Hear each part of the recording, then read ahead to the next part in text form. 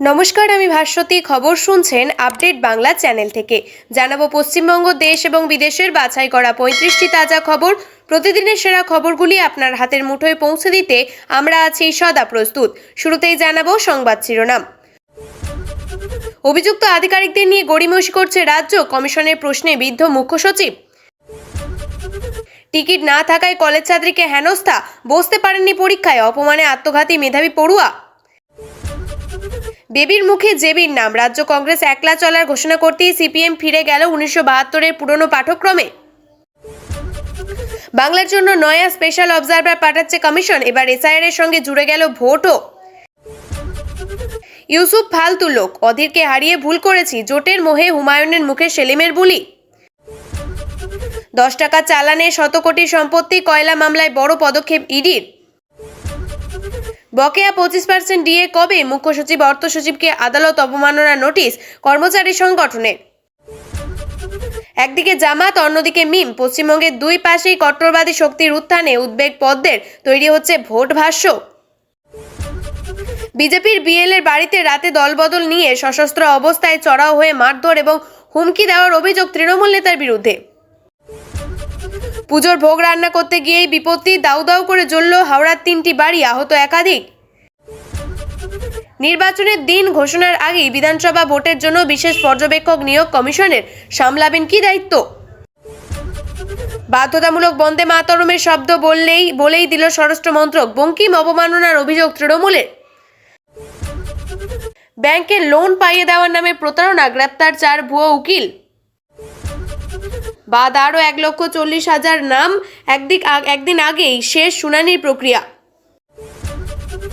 মৃত্যু নিয়ে রাজনীতি করতে আসেনি, মৃত পরিযায়ী শ্রমিকের বাড়িতে গিয়ে সাপ কথা অভিষেকের। মেয়ের মুখে শুধুই লক্ষ্মীর ভাণ্ডার কেন, প্রশ্ন বিরোধীদের। কলকাতা পুরসভার বাজেট ঘাটতি কত কোটিতে দাঁড়ালো। তৃণমূলে যোগ দিয়ে বেফাঁস দল বদলু বিজেপির নেতা সৌরভ, লক্ষ্মীর ভাণ্ডারের বকেয়া নিয়ে। মাধ্যমিক পরীক্ষার্থী ঝুলন্ত দেহ উদ্ধার, রহস্য ঘনাতে উত্তাল মেখলিগঞ্জ।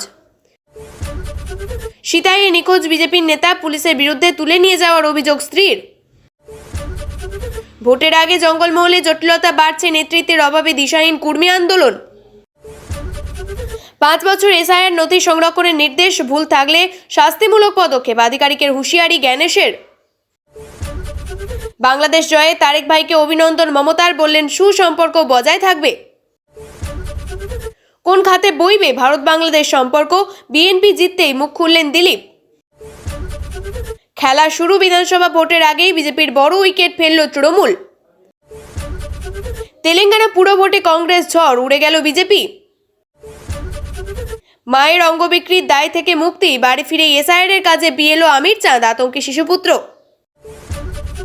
সমকামের তাড়না, স্বামী সন্তানকে ফেলেই বিহারের তরুণীর সঙ্গে ঘর ছাড়া বীরভূমের বধূ।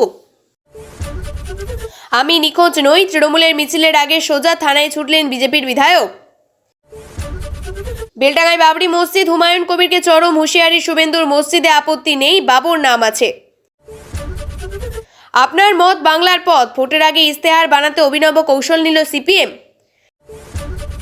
বেলডাঙ্গা সহ 4 থানায় সিসি ক্যামেরা লাগাতে 1.5 কোটি টাকা দিলেন ইউসুফ পাঠান। রাজ্য পুলিশের কাজে বাধা দিয়ে অভিযুক্তকে পালাতে সাহায্য, অমিত মালব্যর বিরুদ্ধে অভিযোগ মহুয়া মৈত্রের। আপনাদের কাছে একটা অনুরোধ রইল, আমরা প্রতিদিন চেষ্টা করি আপনাদের জন্য সঠিক, সংক্ষিপ্ত এবং নিরপেক্ষ খবর পৌঁছে দিতে।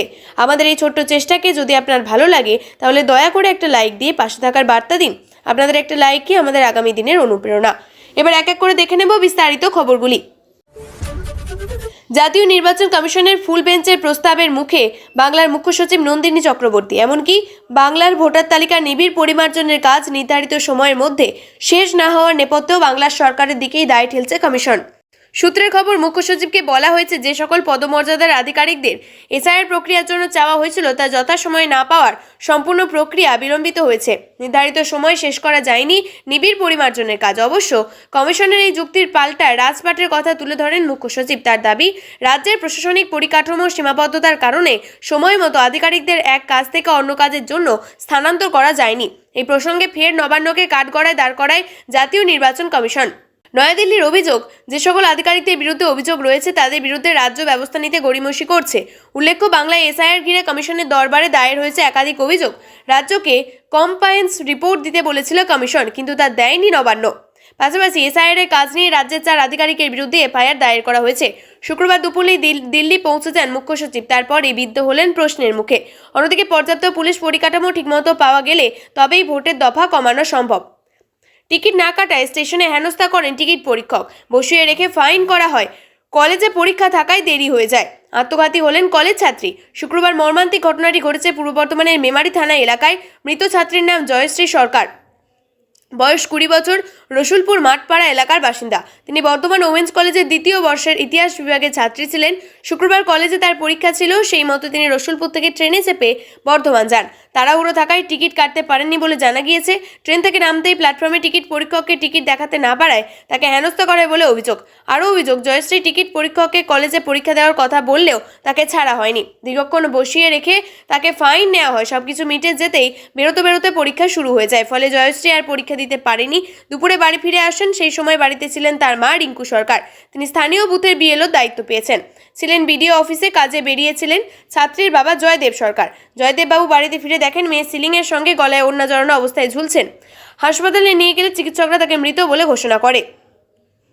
2016 সাল থেকে এ রাজ্যে পরিবর্তিত পরিস্থিতিতে কংগ্রেসের সঙ্গে ধারাবাহিক সখ্য রেখে বিভিন্ন নির্বাচন লড়ছে সিপিএম। মাঝে মাঝে আলিমুদ্দিন স্ট্রিট এবং বিধান ভবনের সম্পর্কের সৈত্য এসেছে, কিন্তু সুতো ছিঁড়ে যায়নি। সিপিএমের সাধারণ সম্পাদক মারিয়াম আলেকজান্ডার বেবি এবং রাজ্য সম্পাদক মোহাম্মদ সেলিমও। যদিও 2016 সাল থেকে এই রাজ্যে পরিবর্তিত পরিস্থিতিতে সেই কংগ্রেসের সঙ্গে ধারাবাহিক সখ্য রেখে বিভিন্ন নির্বাচন লড়ছে সিপিএম। মাঝে মাঝে আলিমুদ্দিন স্ট্রিট এবং বিধান ভবনের সম্পর্কে সৈত্য এসেছে, কিন্তু সুতো ছিঁড়ে যায়নি। যা হলো 2026 সালে বিধান ভবনে ভোটের প্রাক্কালে কংগ্রেসের সঙ্গে সমঝোতা নিয়ে সিপিএমের অন্তরে বিতর্ক ছিল। নিচুতলার অনেকের অভিযোগ করেন, কংগ্রেসের সঙ্গে সমঝোতা হয়েছে নেতাদের সমীকরণে, গোটা পার্টি কাঠামো কখনোই তাতে সঙ্গ দেয়নি। সিপিএমের অনেক জোট পর্বে কংগ্রেস সম্পর্কে পুরনো কথা তুললে নেতাদের তরফে বলা হয়েছিল আরএসএসের কথায় নাচবেন না, কিন্তু কংগ্রেসের সঙ্গ ত্যাগ করতেই 70-এর দশকে আদা ফ্যাসিবাসী সন্ত্রাস এবং পাঠক্রম রাজ্য সিপিএমকে স্মরণ করে দিয়েছেন খোদ সাধারণ সম্পাদককে। বেবির সঙ্গে কালো চশমা চোখে আলিমুদ্দিনের সাংবাদিক বৈঠকে হাজির ছিলেন রাজ্য সাধারণ সম্পাদক মোহাম্মদ সেলিমও। সদ্য তার ছানিয়া অপারেশনে অস্ত্রোপচার হয়েছে। তিনি দিন 3 ঘরবন্দি থাকার পরে বৃহস্পতিবার থেকে দলীয় কাজে বাইরে বেরোচ্ছেন। বৃহস্পতিবার আসন সমঝোতা নিয়ে বৈঠক করেছেন আইএসএফ বিধায়ক নওশাদ সিদ্দিকীর সঙ্গে। শুক্রবার ছিল সিপিএমের রাজ্য সম্পাদক মণ্ডলীর বৈঠক। সাধারণত প্রতি সপ্তাহে বুধবার হয় সম্পাদক মণ্ডলীর সভা, কিন্তু সেলিমের চোখে অস্ত্রোপচারের কারণে গত বুধবারের বদলে বৈঠকটি শুক্রবার হলো। সেলিম জানিয়েছেন, আগামী সপ্তাহে বাম শরিকদের সঙ্গে আলোচনা সম্পন্ন হলে আসন বোঝাপড়া 18 ফেব্রুয়ারির মধ্যে চূড়ান্ত করে ফেলা হবে। তারপরেও 19 এবং 20 তারিখ সিপিএম এর রাজ্য কমিটির বৈঠক। বাংলায় আসন্ন নির্বাচন এবং ভোটার তালিকার নিবিড় পরিমার্জন মাথায় রেখে নয়া নির্দেশিকা নির্বাচন কমিশনের। তালিকা পরিমার্জন এবং আসন্ন ভোটারের প্রশাসনিক প্রস্তুতি কোন পর্যায়ে রয়েছে সেই নিয়ে নজরদারি করার কাজে 1988 সালের ব্যাচের অবসরপ্রাপ্ত আইপিএস অফিসার এনকে মিশ্রকে দায়িত্ব দিয়েছে জাতীয় নির্বাচন কমিশন। শুক্রবার যখন নয়াদিল্লিতে পৌঁছেছেন বাংলার মুখ্য সচিব নন্দিনী চক্রবর্তী, সেই সময় এই নিয়োগের একটি বিজ্ঞপ্তি প্রকাশ করেছে কমিশন। সংশ্লিষ্ট বিজ্ঞপ্তি কমিশন জানিয়েছে, সংবিধানের 324 নম্বর অনুচ্ছেদের অধীনে নির্বাচন কমিশন এনকে মিশ্রকে এই দায়িত্ব দিয়েছে। তিনি জনপ্রতিনিধিত্ব আইনের 1950-এর 13 সিসি ধারা অনুযায়ী নির্বাচন কমিশনের সরাসরি নিয়ন্ত্রণ এবং শৃঙ্খলার অধীনে কাজ করবেন। কিন্তু কোন দায়িত্ব পালন করবেন এই অবসরপ্রাপ্ত আইপিএস অফিসার?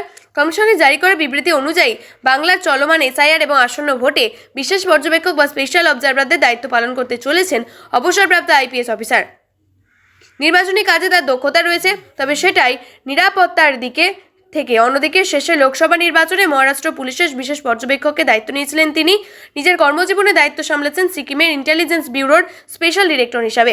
পরে হয়েছিলেন সেই রাজ্যের ডিজিপি। গত জানুয়ারি মাসে বাংলার এসআইআর এর কাজে নতুন করে আরও 12 জন স্পেশাল অবজারভার পাঠানোর সিদ্ধান্ত গ্রহণ করে নির্বাচন কমিশন। কমিশনের প্রতিটি প্রতিনিধি শুধুমাত্র এসআইআর এর জন্য ছিল, কিন্তু প্রথমবার বাংলায় ভোট প্রস্তুতি বুঝে নিতে অবজারভার পাঠাচ্ছে নয়াদিল্লি। ভোটমুখী বাংলায় ভরতপুরে বিধায়ক হুমায়ুন কবিরের মুখে অনুশোচনার বার্তা। বহরমপুরের লোকসভা কেন্দ্রের প্রাক্তন কংগ্রেস সাংসদ তথা প্রাক্তন প্রদেশ কংগ্রেসের সভাপতি অধীর রঞ্জন চৌধুরীকে হারিয়ে অনুতপ্ত বোধ করছেন হুমায়ুন। কিন্তু কেন? লোকসভা নির্বাচন মিটেছে বহুদিন, হুমায়ুন তৃণমূল ছেড়েছেন বহুদিন, নতুন দলও তৈরি হয়ে কেটে গিয়েছে অনেক দিন। এখন কেন এই অনুতাপ? বিলম্বিত বোধ হয় নাকি পাখির চোখে ভোটের সমীকরণ? কি বলছেন হুমায়ুন? শুক্রবার সাংবাদিকদের মুখোমুখি হয়েছিলেন জনতা উন্নয়ন পার্টির আহ্বায়ক হুমায়ুন কবির। তখন তার মুখে শোনা যায় এই অনুতাপের কথা দ্ব্যর্থহীন। তবে ভরতপুরের বিধায়ক বলেন, ইউসুফ তো আসেন না, যে তার পর থেকে একদিনও মানুষের সঙ্গে দেখা করতে যাননি। লোককে বড় খেলোয়াড় ভেবে মানুষকে ভোট দেওয়ার জন্য বলেছিলাম। 5 বারের সাংসদকে হারিয়ে জেলার মানুষ ভুল করেছে, আমরাও ভুল করেছি।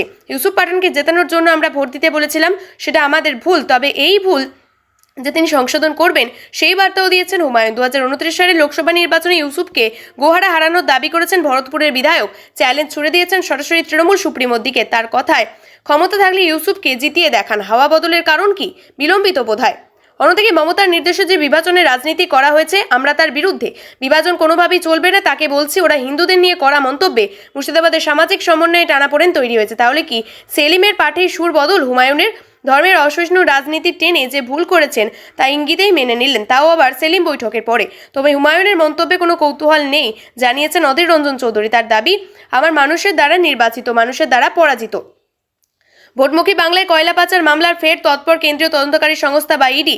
সম্প্রতি তদন্তের স্বার্থে শহরের একাধিক ব্যবসায়ীকে তলব করেছিলেন তদন্তকারীরা। এবার সেই নির্বাচনের প্রাককালে ওই কয়লা পাচার কাণ্ডে মূল অভিযুক্ত লালা সিন্ডিকেটের 100 কোটি টাকার সম্পত্তি বাজেয়াপ্ত করলেন তদন্তকারীরা। শুক্রবার কয়লা পাচার কাণ্ডের প্রথম দিকে দায়ের হওয়া মামলা, অর্থাৎ পুরনো মামলাতেই 100 কোটি 44 লক্ষ টাকার সম্পত্তি বাজেয়াপ্ত হয়েছে। এরপরেই অ্যাকশন। তদন্তকারীদের সূত্রের আরও জানা গিয়েছে, কয়লা পাচারের টাকায় দুটি বেনামি সংস্থার জমি মিউচুয়াল ফান্ডে বেনামে সরানো হয়েছে। তদন্তকারীদের অনুমান, লালা সিন্ডিকেটের মোট দুর্নীতির পরিমাণ 2700 কোটি টাকার অধিক। একদিকে পুরনো মামলার সম্পত্তি বাজেয়াপ্ত, অন্যদিকে নতুন মামলায় চলছে তলব। দিনের পর দিন ইডি দপ্তরে হাজিরা দেওয়ার নির্দেশ দেওয়া তাকে। এরপরেই শুক্রবার দুপুরে 2:30 নাগাদ একবারে সশরীরে হাজির দিতে বলা হয় বুদবুদ থানার অভিযুক্তকে। পেট বড় বালাই, এলাকায় কাজ নেই, চাষাবাদও তেমন হয় না, আর তার জন্যই গ্রাম ছেড়ে পরিযায়ী হতে হয়েছিল পুরুলিয়ার বাঁধডি গ্রামের বাসিন্দা সুখেন মাহাতো সহ গ্রামের প্রায় 40 জন যুবককে। সুখেনের পরিবার এবং গ্রামের মানুষ সে কথা বললেও গ্রামবাসীদের সেই দাবি কার্যত উড়িয়ে দিলেন অভিষেক। গত এক দশকে দেশ থেকে 3.5 কোটি মানুষ জীবিকার প্রয়োজনে দেশের বাইরে যাওয়ার প্রসঙ্গ টেনে অভিষেক বন্দ্যোপাধ্যায় বললেন, পেটের দায়ে সকলে পরিযায়ী শ্রমিক হয় না। একই সঙ্গে মৃত সুখেন মাহাতোর পরিবারের দাবি মেনে সুখেন অপর 2 ভাইকে এই রাজ্যে কর্মসংস্থানের আশ্বাস দিয়েছেন অভিষেক, আর তাতে কিছুটা হলেও আশ্বস্ত হয়েছেন পরিবারের সদস্যরা।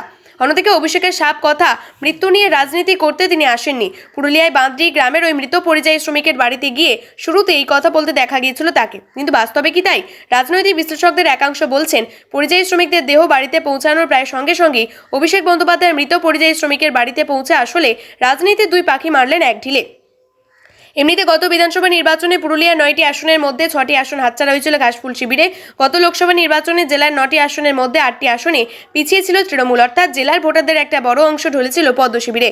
সেই পদ্ম শিবিরে দাঁড়িয়ে বিজেপি শাসিত রাজ্যের পরিযায়ী শ্রমিকের পরিবারের পাশে দাঁড়িয়ে অভিষেককে বার্তা দিয়েছিলেন বিজেপি নয়, জেলার মানুষের পাশে রয়েছে তৃণমূল। অপরদিকে গত একাধিক নির্বাচনে পুরুলিয়া সহ জঙ্গলমহলে ঘাসফুল শিবিরকে যথেষ্ট বেগ দিয়েছে কুর্মী সমাজ। আগামী বিধানসভা নির্বাচনেও নো ভোট টু টিএমসি এই স্লোগান তুলে ময়দানে নেমেছে কুর্মী সমাজের সংগঠন। লক্ষ্মীর ভান্ডার প্রাধান্য, কলকাতা পুরসভার বাজেটে পুরো পরিষেবা বাদ দিয়ে কেন রাজ্য সরকারের প্রকল্প উঠল বাজেট বক্তৃতায়? প্রশ্ন বিরোধীদের। 111 কোটি টাকার ঘাটতি বাজেট পেশে মেয়রের, শুরু চাপান উত্তর। বিধানসভা নির্বাচনের আগে আশা করা হয়েছিল ঘাটতির পরিমাণ 100 কোটির নিচে নামবে, কিন্তু কলকাতা পুরসভার মেয়র ফিরাদ হাকিম 2026-27 অর্থবর্ষে বাজেট পেশ করার পর দেখা গেল বাজেট ঘাটতি 111 কোটি টাকা। কিন্তু কলকাতা পুরসভা নাগরিক পরিষেবাকে বাদ দিয়ে কেন লক্ষ্মীর ভান্ডার বেশি প্রাধান্য পেল, সেটা নিয়ে প্রশ্ন তুলছেন 50 নম্বর ওয়ার্ডের বিজেপির কাউন্সিলর সজল ঘোষ। তৃণমূলে যোগ দিয়ে তৃণমূলকে অস্বস্তিতে ফেললেন বিজেপি নেতা।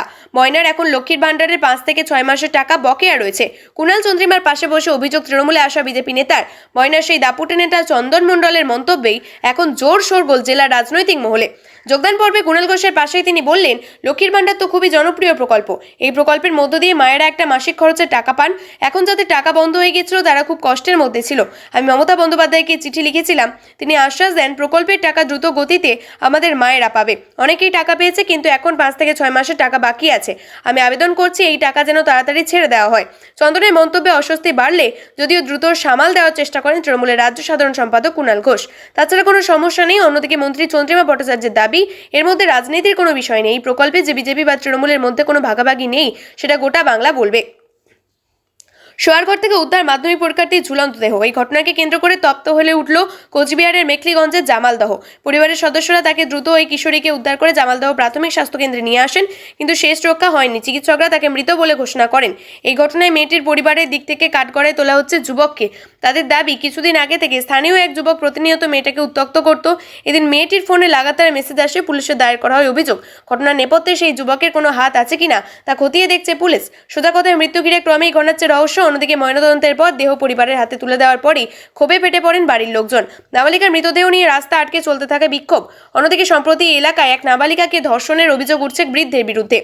ভোটের মুখে আচমকাই নিখোঁজ বিজেপি নেতা। এই ঘটনাকে কেন্দ্র করে চাঞ্চল্য সিতাইয়ের রাজনৈতিক মহলে।